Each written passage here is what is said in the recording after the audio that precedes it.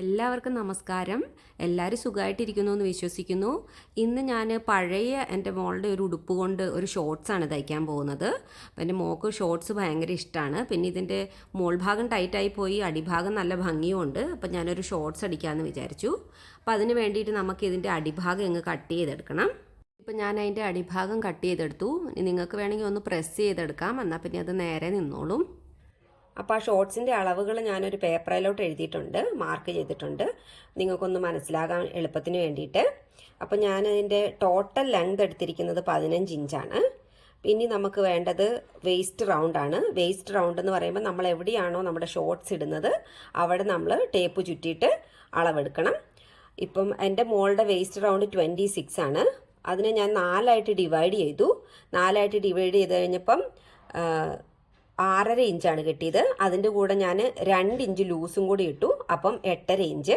ആ 8.5 ഇഞ്ചാണ് ഞാനിത് ഇവിടുന്ന് ഇവിടം വരെ മാർക്ക് ചെയ്തേക്കണത്. ഇനി ഇവിടുന്ന് ഞാനൊരു 2 ഇഞ്ച് ഇങ്ങോട്ട് മാർക്ക് ചെയ്തിട്ടുണ്ട്. അതിനെന്ന് വെച്ചാൽ ഞാൻ ഇതേ വേറെ പടി വെച്ച് അടിക്കുമല്ല, ഈ പടി ഇതെന്ന് തന്നെ മടക്കി അടിക്കുവാണ് അലാസ്റ്റിക് വെച്ച്. അപ്പോൾ അതിന് വേണ്ടിയിട്ട് ഞാൻ 2 ഇഞ്ചാണ് ഇട്ടിരിക്കുന്നത്. ഒരു 3/4 ഇഞ്ചുള്ള അലാസ്റ്റിക്കാണ് ഞാൻ എടുത്തിരിക്കുന്നത്.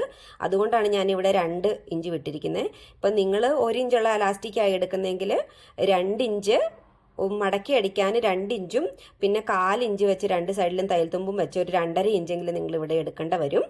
ഞാനിവിടെ 2 ഇഞ്ച് എടുത്തിട്ടുള്ളൂ. അതുപോലെ തന്നെ ഞാൻ താഴെ 1 ഇഞ്ചേ മാർക്ക് ചെയ്തിട്ടുള്ളൂ. കാരണം അത് ആ ഉടുപ്പിൻ്റെ അടിക്ക് ഒരു കുഞ്ഞു പടി മടക്കി അടിച്ചിട്ടുണ്ടായിരുന്നു. അപ്പോൾ അതും കൂടെ കൂടിയാണ് ഞാൻ കട്ട് ചെയ്തത്. അപ്പോൾ അത് കാരണം ഞാൻ 1 ഇഞ്ചാണ് മടക്കി അടിച്ചേക്കണേ. ഇപ്പം നിങ്ങൾക്ക് വേണേൽ 1.5 ഇഞ്ചും കൂടി എടുക്കാം. കാരണം ഷോർട്സിൻ്റെയൊക്കെ പടി ഇച്ചിരി കട്ടിക്കിരിക്കണേയാണല്ലോ അതിൻ്റെ ഭംഗി. അപ്പോൾ ഇവിടെ 1 ഇഞ്ചും ഇട്ടിട്ടുണ്ട്. ഇവിടെ ഞാൻ 2 ഇഞ്ചും മാർക്ക് ചെയ്തിട്ടുണ്ട്. അപ്പോൾ ഇനിയിപ്പോൾ നമുക്ക് സീറ്റ് ഇറക്കാണ് മാർക്ക് ചെയ്യേണ്ടത്. അപ്പോൾ ഈ സീറ്റ് ഇറക്കം മാർക്ക് ചെയ്യാൻ വേണ്ടിയിട്ട് ആദ്യം നമ്മുടെ സീറ്റ് റൗണ്ട് എടുക്കണം. സീറ്റ് റൗണ്ട് മോളുടെ 29 ആണ്. പിന്നെ സീറ്റ് റൗണ്ടിനെ നമ്മൾ ആ 29നെ 4ആയിട്ട് ഡിവൈഡ് ചെയ്തു. അപ്പം 7.25 കിട്ടി. 7.25 പ്ലസ് 2 ഇഞ്ച് അതും കൂടെ ചേർത്തപ്പം 9.25 ഇഞ്ച് കിട്ടി. അപ്പം ഞാനിവിടെ എഴുതിയിരിക്കുന്നത് സീറ്റ് ഇറക്കം കണ്ടുപിടിക്കാനുള്ള വഴിയാണ്. അതായത് സീറ്റ് റൗണ്ട് എത്രയാണോ നമുക്ക് കിട്ടുന്നത് divided by 4 plus 2 or 3 inch add ചെയ്യുക.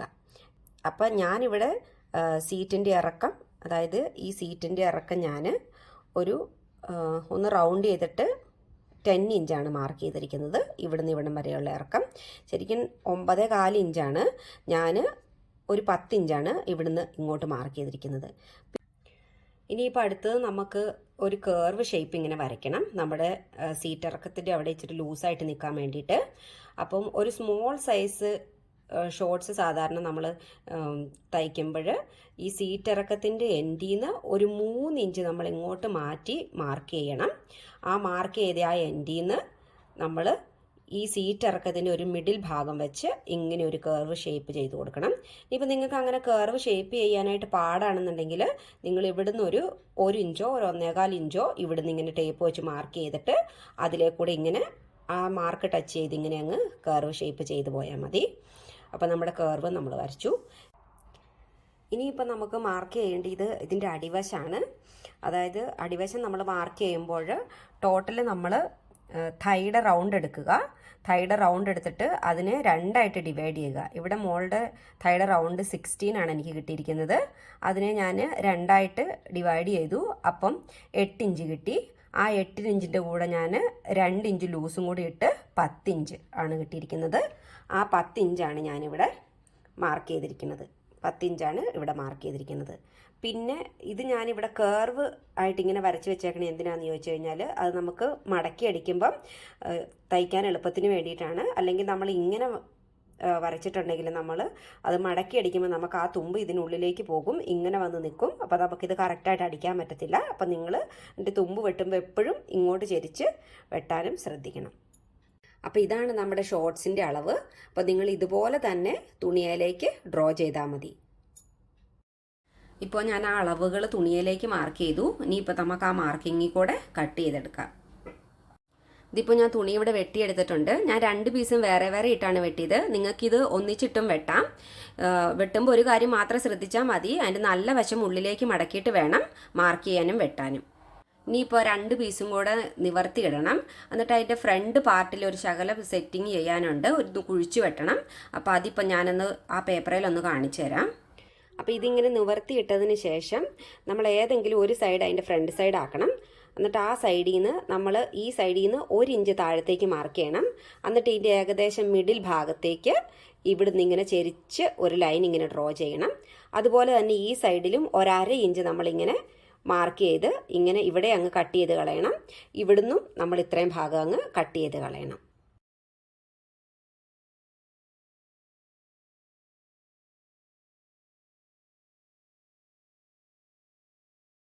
അപ്പോൾ അതിൻ്റെ ഫ്രണ്ട് വശം ഇപ്പം ഞാൻ കുഴിച്ചു വെട്ടിയിട്ടുണ്ട്. ഇനിയിപ്പോൾ നമുക്ക് അതിൻ്റെ ക്രോച്ച് ഏരിയ ഒന്ന് അടിക്കണം 2 വശവും.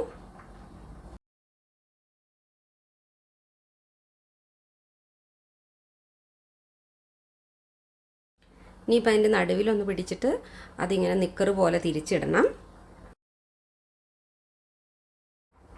ഇനിയിപ്പോൾ നമുക്ക് ഇതിൻ്റെ അടിവശം മടക്കി അടിക്കണം.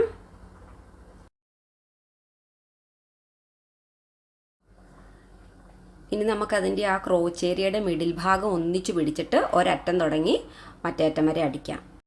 ഇതിപ്പോൾ നിങ്ങൾക്ക് കാണാൻ ഞാനിവിടെ അടിച്ചു കഴിഞ്ഞു ക്രോച്ച് ഏരിയ. അതൊപ്പമായിട്ട് വരാനായിട്ട് പ്രത്യേകം ശ്രദ്ധിക്കണം. ആ ജോയിൻ്റ് ഒന്നിച്ച് പിടിച്ചിട്ട് വേണം അടിക്കാൻ, എന്നാലേ കറക്റ്റായിട്ട് നിൽക്കത്തുള്ളൂ. ഇനി അതിൻ്റെ പടിയൊന്ന് മടക്കി അടിക്കണം. അപ്പോൾ ആദ്യം ഒന്ന് ചെറുതായിട്ടൊന്ന് മടക്കിയിട്ട് പിന്നെ ഒന്നും കൂടെ മടക്കി നമ്മുടെ അലാസ്റ്റിക്കിൻ്റെ വലിപ്പത്തിനനുസരിച്ച് അത് അതിൻ്റെ പടിയൊന്ന് മടക്കി അടിക്കണം. അപ്പോൾ പടി മടക്കി അടിക്കുമ്പോൾ അലാസ്റ്റിക് കയറ്റാനുള്ള സ്പേസ് വിട്ടിട്ട് വേണം അടിക്കാനായിട്ട്. ഇതിപ്പോൾ ഞാനതിൻ്റെ ഉള്ളിലേക്ക് അലാസ്റ്റിക് കയറ്റിയിട്ടുണ്ട്. ഇനിയിപ്പോൾ അലാസ്റ്റിക് രണ്ടും കൂടി ഒന്ന് ജോയിൻ ചെയ്ത് അടിച്ചതിന് ശേഷം നമുക്ക് ഈ ഓപ്പൺ ആയ സ്പേസും കൂടി ഒന്ന് ക്ലോസ് ചെയ്ത് അടിച്ചു കഴിഞ്ഞാൽ നമ്മുടെ നിക്കറ് റെഡിയായി. അപ്പോൾ ഞാനിവിടെ അലാസ്റ്റിക് ജോയിൻ ചെയ്ത് അടിച്ചു. ഇനി അതിനുള്ളിലേക്ക് കയറ്റിയിട്ട് അവിടെ ആ ഓപ്പൺ സ്പേസും കൂടി ഒന്ന് ക്ലോസ് ചെയ്ത് കൊടുക്കണം.